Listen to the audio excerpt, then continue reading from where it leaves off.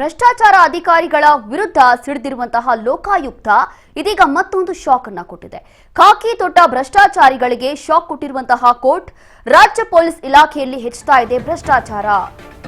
ಲಂಚ ಕರ್ತವ್ಯದ ಭಾಗ ಎಂಬಂತೆ ಕೆಲವರ ಭಾವನೆ ಬಂದ್ಬಿಟ್ಟಿದೆ. ಈಗ ಪೊಲೀಸರ ಭಾವನೆಗಳ ಬಗ್ಗೆ ವಿಶೇಷ ಕೋರ್ಟ್ ಇದೀಗ ಬೇಸರವನ್ನ ಹೊರಹಾಕ್ತಾ ಇದೆ. ಲಂಚ ಸ್ವೀಕಾರದ ಪ್ರತ್ಯೇಕ ಪ್ರಕರಣಗಳ ಬಗ್ಗೆ ಅಸಮಾಧಾನ ಹೊರಹಾಕಿದೆ. ಜಾಮೀನು ನೀಡಲು ನ್ಯಾಯಾಧೀಶರು ಇದೀಗ ನಿರಾಕರಿಸಿದ್ದಾರೆ. ಭ್ರಷ್ಟಾಚಾರಿಗಳಿಗೆ ಶಾಕ್ ಕೊಟ್ಟಿದೆ ಕೋರ್ಟ್. ಇದೀಗ ನ್ಯಾಯಮೂರ್ತಿ ಕೆಎಂ ರಾಧಾಕೃಷ್ಣ ಅವರು ಇದೀಗ ಅಸಮಾಧಾನ ಹೊರಹಾಕಿದ್ದಾರೆ. ಚಿಕ್ಕಜಾಲ ಠಾಣೆ ಪಿಎಸ್ಐ ಶಿವಣ್ಣ ಜಾಮೀನು ಇದೀಗ ಅರ್ಜಿ ವಜಾಗಿದೆ. ಚಿಕ್ಕಜಾಲ ಠಾಣೆಯ ಪಿಎಸ್ಐ ಆಗಿರುವಂತಹ ಶಿವಣ್ಣ ಜಾಮೀನು ಇದೀಗ ಅರ್ಜಿ ವಜಾ ಆಗಿದೆ.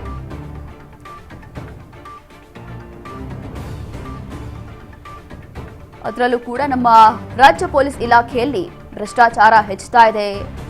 ಲಂಚ ತಗೊಳ್ಳೋದೇನು, ಅಧಿಕಾರಿಗಳು ಸಸ್ಪೆಂಡ್ ಆಗೋದೇನು, ಮತ್ತೆ ಎಷ್ಟು, 6 ತಿಂಗಳು 1 ವರ್ಷ ಸಸ್ಪೆಂಡ್ ಮಾಡ್ತಾರೆ, ತಲೆದಂಡ ಆಗುತ್ತೆ, ಮತ್ತೆ ವಾಪಸ್ ಅವರಿಗೆ ಬೇರೆ ಯಾವುದೋ ಒಂದು ಪೋಸ್ಟ್ ಮೇಲೆ ನೇಮಕ ಮಾಡಿಬಿಡ್ತಾರೆ. ಇಷ್ಟೇ ಆಗ್ತಾ ಇರುವಂಥದ್ದು. ಹಾಗಾಗಿ ಲಂಚ ಕರ್ತವ್ಯದ ಭಾಗ ಅನ್ನೋ ರೀತಿ ಇದೀಗ ಕೆಲವೊಂದು ಪೊಲೀಸರ ತಲೆಯಲ್ಲಿ ಬಂದುಬಿಟ್ಟಿದೆ. ಪೊಲೀಸ್ ಇಲಾಖೆಯ ಕೆಲವೊಂದು ಅಧಿಕಾರಿಗಳ ತಲೆಯಲ್ಲಿ ಈ ರೀತಿಯಾದಂಥ ಭಾವನೆ ಬಂದ್ಬಿಟ್ಟಿದೆ. ಪೊಲೀಸರ ಭಾವನೆಗಳ ಬಗ್ಗೆ ವಿಶೇಷ ಕೋರ್ಟ್ ಇದೀಗ ಬೇಸರವನ್ನು ಹೊರಹಾಕಿದೆ. ಹಾಗಾಗಿ ಲಂಚ ಸ್ವೀಕಾರದ ಪ್ರತ್ಯೇಕ ಪ್ರಕರಣಗಳನ್ನು ಪ್ರತಿಯೊಂದು ಕೂಡ ಗಂಭೀರವಾಗಿ ಗಮನಿಸ್ತಾ ಇದೆ, ಗಂಭೀರವಾಗಿ ಪರಿಗಣಿಸ್ತಾ ಇದೆ. ಅದರಲ್ಲೂ ಕೂಡ ಲಂಚ ಸ್ವೀಕಾರದ ಪ್ರಕರಣಗಳು 2025ರಲ್ಲಿ ಅತಿ ಹೆಚ್ಚಾಗಿ ರಿಜಿಸ್ಟರ್ ಆಗಿರುವಂಥದ್ದು. ಹಾಗಾಗಿ ಇದೀಗ ನೇರ ಜಾಮೀನು ನೀಡಲು ನಿರಾಕರಿಸಿದ್ದಾರೆ ನ್ಯಾಯಾಧೀಶರು. ಭ್ರಷ್ಟಾಚಾರಿಗಳಿಗೆ ಶಾಕ್ ಅಂತಾನೆ ಹೇಳ್ಬೋದು. ಪೊಲೀಸ್ ಇಲಾಖೆಯಲ್ಲಿ ಯಾರೆಲ್ಲ ಲಂಚ ತಗೊಳ್ತಿದ್ದಾರೆ ಅಥವಾ ಭ್ರಷ್ಟಾಚಾರ ಎಂದು ತುಂಬಿ ತುಳುಕ್ತಾ ಇದೆಯಲ್ಲ, ಇದೆಲ್ಲದಕ್ಕೂ ಕೂಡ ಇದೀಗ ವಿಶೇಷ ಕೋರ್ಟ್ ಏನಿದೆ ಅಸಮಾಧಾನ ಹೊರಹಾಕಿದೆ. ಯಾವುದೇ ಕಾರಣಕ್ಕೂ ಕೂಡ ಇಂಥವ್ರಿಗೆ ಕ್ಷಮೆ ಇಲ್ಲ. ಕಾರಣ ಏನು ಅಂತಂದ್ರೆ 2025ರಲ್ಲಿ ಯಾವೆಲ್ಲ ಲಂಚ ಸ್ವೀಕಾರದ ಪ್ರತ್ಯೇಕ ಪ್ರಕರಣಗಳೇನಿತ್ತು ಆ ಒಂದು ಪ್ರಕರಣಗಳನ್ನು ಗಂಭೀರವಾಗಿ ಪರಿಗಣಿಸ್ತಾ ಇದ್ದಾರೆ. ಹಾಗಾಗಿ ವಿಶೇಷವಾಗಿ ಇದೀಗ ಎಸಿಪಿ ಕೃಷ್ಣಮೂರ್ತಿ ಅವರ ಜಾಮೀನು ಅರ್ಜಿ ಏನಿತ್ತು ಇದು ಕೂಡ ಇದೀಗ ವಜಾ ಮಾಡಲಾಗಿದೆ. ಇದೇ ವಿಚಾರಕ್ಕೆ ಸಂಬಂಧಪಟ್ಟಂತೆ ಮತ್ತಷ್ಟು ಮಾಹಿತಿಯನ್ನ ಕೊಡ್ತಾರೆ ನಮ್ಮ ಪ್ರತಿನಿಧಿ ಶಿವು.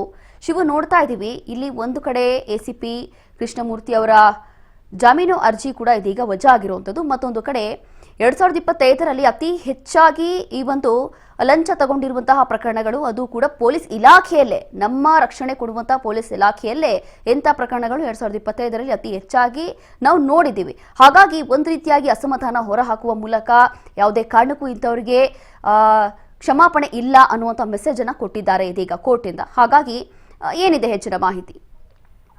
ಎಸ್ ರೋಶಿನಿ, ನಿಜಕ್ಕೂ ಕೂಡ ಈಗ ಪೊಲೀಸ್ ಇಲಾಖೆ ಅನ್ನುವಂಥದ್ದು ಲಂಚಗುಳಿತನದ ಮಹಾ ಒಂದು ಕೂಪ ಆಗಿದೆ ಅನ್ನುವಂಥದ್ದನ್ನ ನಿನ್ನೆ ಲೋಕಾಯುಕ್ತದ ವಿಶೇಷ ಕೋರ್ಟ್ನ ನ್ಯಾಯಮೂರ್ತಿ ಆಕ್ರೋಶವನ್ನು ವ್ಯಕ್ತಪಡಿಸಿರುವಂತದ್ದು. ನ್ಯಾಯಮೂರ್ತಿ ಕೆಎಂ ರಾಧಾಕೃಷ್ಣ ಅವರು ಈ ಇಬ್ಬರು ಅಧಿಕಾರಿಗಳ ಬೇಲನ್ನ ಅಂದ್ರೆ ಜಾಮೀನು ಅರ್ಜಿಯನ್ನ ವಿಚಾರಣೆ ಮಾಡುವಂತಹ ವೇಳೆಯಲ್ಲಿ ಈ ಒಂದು ಆಕ್ರೋಶವನ್ನು ವ್ಯಕ್ತಪಡಿಸಿದ್ದಾರೆ. ಇದರಲ್ಲಿ ಎಸಿಪಿ ಆಗಿರುವಂತಹ ಎಸಿಪಿ ಮತ್ತೆ ಒಬ್ಬ ಪಿಎಸ್ಐ ಇಬ್ಬರ ಒಂದು ಜಾಮೀನು ಅರ್ಜಿಗಳನ್ನ ವಜಾ ಮಾಡಿ ಅವರಿಗೆ ಶಾಕ್ ಕೊಟ್ಟಿರುವಂತದ್ದು ಎಸಿಪಿ ಕೃಷ್ಣಮೂರ್ತಿ ಮಲ್ಲೇಶ್ವರಂ ವಿಭಾಗದ ಎಸಿಪಿ ಆಗಿದ್ರು. ಸೊ ಚಿಕ್ಕಜಾಲದ ಪಿಎಸ್ಐ ಶಿವಣ್ಣ ಇವರಿಬ್ರು ಕೂಡ ಪ್ರತ್ಯೇಕ ಪ್ರಕರಣಗಳಲ್ಲಿ ಲಂಚವನ್ನ ತಗೊಳ್ಳುವಂತ ಸಂದರ್ಭದಲ್ಲಿ ಟ್ರ್ಯಾಪ್ ಆಗಿರ್ತಾರೆ. ಟ್ರ್ಯಾಪ್ ಆಗಿ ಈಗಾಗ್ಲೇನೆ ಅವರು ಪರಪ್ನಗರ ಜೈಲ್ ಸೇರಿದ್ದಾರೆ. ಪರಪ್ನಗರದಲ್ಲಿರುವಂತ ಇವರು ಜಾಮೀನನ್ನ ಕೋರಿ ಲೋಕಾಯುಕ್ತ ನ್ಯಾಯಾಲಯಕ್ಕೆ ಅರ್ಜಿಯನ್ನು ಸಲ್ಲಿಸಿಕೊಂಡಿದ್ರು. ನಿನ್ನೆ ಈ ಒಂದು ಅರ್ಜಿ ವಿಚಾರಣೆ ವೇಳೆಯಲ್ಲಿ ನ್ಯಾಯಮೂರ್ತಿಗಳು ಅತ್ಯಂತ ಆಕ್ರೋಶವಾದ ಮಾತುಗಳನ್ನು ಹೇಳಿದ್ದಾರೆ. ಸಾಮಾನ್ಯ ಜನ ನ್ಯಾಯಕ್ಕೋಸ್ಕರ ಪೊಲೀಸ್ ಠಾಣೆಗಳಲ್ಲಿ ಬರ್ತಾರೆ, ಆದ್ರೆ ಆ ಪೊಲೀಸ್ ಠಾಣೆಗಳು ಹೇಗಾಗಿದ್ದಾವೆ ಅಂತ ಹೇಳಿದ್ರೆ ಲಂಚಗೊಳಿತನದ ಮಹಾಕೂಪಗಳಾಗಿ ಪರಿವರ್ತನೆ ಆಗಿದ್ದಾವೆ ಅನ್ನುವಂತಹ ಒಂದು ಆಕ್ರೋಶದ ಮಾತುಗಳನ್ನು ಹೇಳಿದ್ರು. ಇನ್ನು ಮೇಲೆ ಯಾರೇ ಲಂಚವನ್ನು ತೆಗೆದುಕೊಳ್ಳುವಂತ ಸಂದರ್ಭದಲ್ಲಿ ಟ್ರ್ಯಾಪ್ ಆಗಿರುವಂತಹ ಲಂಚ ನೇರವಾಗಿ ಸಿಕ್ಕಾಕೊಂಡಿರುವಂತಹ ಅಧಿಕಾರಿಗಳಿಗೆ ಜಾಮೀನನ್ನ ಕೊಡೋದಿಲ್ಲ ಅನ್ನುವಂತ ಒಂದು ಸಂದೇಶವನ್ನು ಕೂಡ ನಿನ್ನೆ ಕೊಟ್ಟಿದ್ದಾರೆ. ಈಗಿನ ಪೊಲೀಸರು ಏನ್ ಅನ್ಕೊಂಡ್ಬಿಟ್ಟಿದ್ದಾರೆ ಅಂತ ಹೇಳಿದ್ರೆ ಲಂಚ ತೆಗೆದುಕೊಳ್ಳುವಂಥದ್ದು ನಮ್ಮ ಕರ್ತವ್ಯದ ಭಾಗ ಅನ್ನುವಂಥ ಒಂದು ಭಾವನೆಗಳಿಗೆ ಬಿದ್ದುಬಿಟ್ಟಿದ್ದಾರೆ. ಅದು ಸಹಜ ಅನ್ನುವಂತೆ ನಡ್ಕೊಳ್ತಾ ಇದ್ದಾರೆ. ಹಾಗಾಗಿನೇ ಈ ರೀತಿಯ ಒಂದು ಲಂಚಗುಳಿತನಗಳು ಯಾವುದೇ ರೀತಿಯ ಭಯ ಇಲ್ಲದೆ ಏನು ನಡೀತಾ ಇದ್ದಾವೆ. ಸೊ ಜನರಿಗೆ ರಕ್ಷಣೆ ಕೊಡಬೇಕಾಗಿರುವಂತ ಕಾನೂನನ್ನ ಕಾಪಾಡಬೇಕಾಗಿರುವಂತಹ ಅಧಿಕಾರಿಗಳೇ ಈ ರೀತಿ ಆದ್ರೆ ವ್ಯವಸ್ಥೆ ಏನಾಗುತ್ತೆ, ಹೇಗಾಗುತ್ತೆ, ಸಾಮಾನ್ಯ ಜನ ಹೇಗೆ ಇನ್ನು ಯಾರನ್ನ ನಂಬ್ಕೊಂಡು ಹೋಗ್ತಾರೆ, ಪೊಲೀಸ್ ಠಾಣೆಗಳಿಗೂ ಕೂಡ ಬರೋದಕ್ಕೆ ಭಯ ಪಡ್ತಾರೆ. ಯಾಕೆ ಅಂತ ಹೇಳಿದ್ರೆ ಅಲ್ಲಿ ಹೋದ್ರೆ ಮತ್ತಷ್ಟು ದುಡ್ಡು ಕಳ್ಕೊಳ್ಬೇಕಾಗತ್ತೆ ಅನ್ನುವಂತ ಒಂದು ಭಯ. ಒಂದು ಚಿಕ್ಕಜಾಲದ ಪೊಲೀಸ್ ಠಾಣೆಯ ಏನು PSI ಇದ್ದಾರೆ, ಅವರು ಒಂದು ಕೇಸ್ನಲ್ಲಿ ಬಿ ರಿಪೋರ್ಟ್ ಹಾಕಕ್ಕೆ 2 ಲಕ್ಷ ರೂಪಾಯಿ ಲಂಚವನ್ನ ಕೇಳ್ತಾರೆ, ಅದರಿಂದ ಕೂಡ ಪಡ್ಕೊಳ್ತಾರೆ. ಮತ್ತೆ ಇನ್ನೊಂದು ACP ಮಲ್ಲೇಶ್ವರಂ ಉಪವಿಭಾಗದ ACP ಇದ್ದಾರೆ, ಅವರು ಮಧ್ಯರಾತ್ರಿವರೆಗೂ ಹೋಟೆಲ್ ನಡೆಸುವಂತದ್ದಕ್ಕೆ 50,000 ರೂಪಾಯಿ, ಅಂದ್ರೆ ನೀವು ಪರ್ಮಿಷನ್ ನಡೆಸಬೇಕು ಅಂತ ಹೇಳಿದ್ರೆ ಅದಕ್ಕೆ ಪರ್ಮಿಷನ್ ಬೇಕಾಗುತ್ತೆ, 50,000 ರೂಪಾಯಿ ಲಂಚ ಕೊಡಬೇಕು ಅನ್ನುವಂಥದ್ದನ್ನ ಹೇಳ್ತಾರೆ. ಅದಕ್ಕೆ 30,000 ರೂಪಾಯಿ ಲಂಚ ಪಡ್ಕೊಳ್ಳುವಂತ ವೇಳೆಯಲ್ಲಿ ಲೋಕಾಯುಕ್ತರ ಬಲೆಗೆ ಬೀಳ್ತಾರೆ. ಅವರ ಅಲ್ಲಿನ ಹೋಟೆಲ್ನ ಮ್ಯಾನೇಜರ್ ದೂರನ್ನ ಕೊಟ್ಟಿರ್ತಾರೆ, ಆ ದೂರಿನ ಆಧಾರದ ಮೇಲೆ ಲೋಕಾಯುಕ್ತರು ಟ್ರ್ಯಾಪ್ ಮಾಡ್ತಾರೆ. ಈ 2 ಪ್ರಕರಣಗಳಲ್ಲಿ ಜೈಲು ಸೇರಿರುವಂತವರು ನಿನ್ನೆ ನಮ್ಗೆ ಜಾಮೀನು ಕೊಡಿ ಅಂತ ಹೇಳಿ ಅರ್ಜಿ ಹಾಕೊಂಡಿರ್ತಾರೆ. ಆ ಅರ್ಜಿಯನ್ನ ನಿರಾಕರಣೆ ಮಾಡಿ ಈ ಒಂದು ಆಕ್ರೋಶದ ನುಡಿಗಳನ್ನು ಕೂಡ ಹೇಳಿದ್ದಾರೆ. ಈಗ ಪೊಲೀಸರಿಗೆ ಒಂದು ಶಾಕ್ ಕೊಟ್ಟಂತಾಗಿದೆ. ರೋಶ್ನಿ, ಥ್ಯಾಂಕ್ ಯು ಶಿವ, ನಿಮ್ಮೆಲ್ಲ ಮಾಹಿತಿಗಾಗಿ.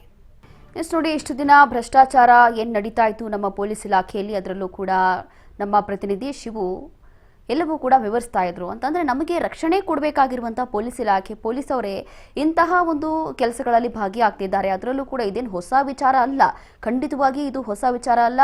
ಭಾಳಷ್ಟು ಎಕ್ಸಾಂಪಲ್ಸ್ಗಳಿದೆ. ಅದೆಷ್ಟೋ ಪೊಲೀಸ್ ಅಧಿಕಾರಿಗಳು ಲಂಚ ತಗೊಳ್ಳುವಂಥ ಸಂದರ್ಭದಲ್ಲಿ ರೆಡ್ ಹ್ಯಾಂಡ್ ಆಗಿ ತಗಲಾಕೊಂಡಿರುವಂಥದ್ದು, ತದನಂತರ ಅವ್ರಿಗೆ ಸಸ್ಪೆಂಡ್ ಮಾಡಿ ಬೆಸಾಕಿರುವಂಥದ್ದು, ವಾಪಸ್ ಅವರಿಗೆ ಬೇರೆ ಪೋಸ್ಟ್ಗಳಿಗೆ ನೇಮಕ ಆಗಿರುವಂಥದ್ದು ಕೂಡ ಉಂಟು. ಆದರೆ ಇಲ್ಲಿ ಒಂದು ಸಲ ಇಂಥವ್ರಿಗೆ ಸಸ್ಪೆಂಡ್ ಮಾಡ್ತಾರೆ ಅಂತಂದರೆ ವಾಪಸ್ ಅವ್ರಿಗೆ ನೇಮಕ ಮಾಡಲೇಬಾರ್ದು, ವಾಪಸ್ ಅವ್ರಿಗೆ ಬೇರೆ ಪೋಸ್ಟ್ ಯಾವುದು ಕೊಡಲೇಬಾರ್ದು, ಪರ್ಮನೆಂಟ್ ಆಗಿ ಅವ್ರನ್ನ ಸಸ್ಪೆಂಡ್ ಮಾಡಿ ಬಿಸಾಕಬೇಕು. ಆವಾಗ ತಾನೇ ಪೊಲೀಸ್ ಇಲಾಖೆಯಲ್ಲೂ ಕೂಡ ಒಂದು ಸ್ವಲ್ಪ ಭಯ ಬರುತ್ತೆ. ಹೌದಪ್ಪ, ಯಾವುದಕ್ಕೂ ಕೂಡ ನಾವು ಲಂಚವನ್ನ ತೆಗೆದುಕೊಳ್ಬಾರ್ದು, ಜನಸಾಮಾನ್ಯರು ಬಡವರು ಬರ್ತಾರೆ, ಅವ್ರು ಏನೋ ಕೇಸ್ ಇರುತ್ತೆ, ಅವ್ರು ಏನೋ ಸಮಸ್ಯೆಯನ್ನು ಹೇಳ್ಕೊಂಡ್ ಬರ್ತಾರೆ, ಅಂಥವ್ರ ಹತ್ರ ಲಂಚ ತೆಗೆದುಕೊಳ್ಳೋದು ಅಥವಾ ಬೇರೆ ಬೇರೆ ರೀತಿಯಾಗಿ ಡಿಮ್ಯಾಂಡ್ ಮಾಡೋದು, ಸುಖ ಸುಮ್ಮನೆ ಅವ್ರಿಗೆ ಹೆದರ್ಸೋದು, ಇದೆಲ್ಲವೂ ಕೂಡ ಪೊಲೀಸ್ ಇಲಾಖೆಯಲ್ಲಿ ನಿಲ್ಲಲೇಬೇಕು. ಹಾಗಾಗಿ ಇದೀಗ ಇಂಥ ಒಂದು ಕ್ರಮವನ್ನು ತೆಗೆದುಕೊಂಡಿದ್ದಾರೆ.